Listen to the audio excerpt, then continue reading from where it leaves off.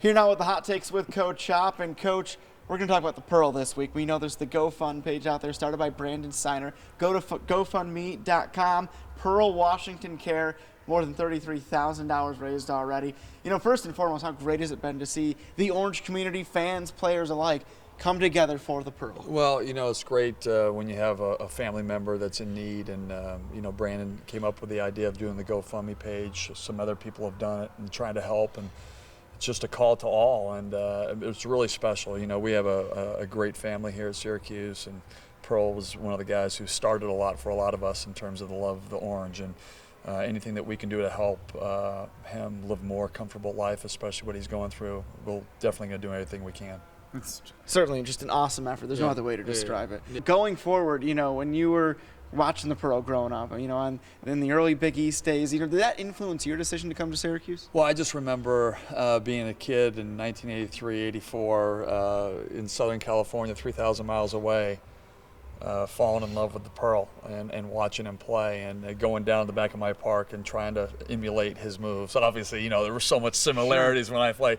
But, you know, he was, you know, they talk about people who are worldly and people that make a difference. And he was the kid who played, who always had a smile on his face. The game came easy. He was just so, you know, he had so much God-given ability.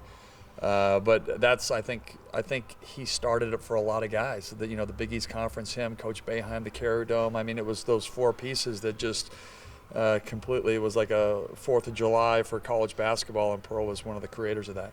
No question about it. What about, do you have a favorite specific memory? I know so many people say one thing or the other, but what do you? Well, you know, there's so many.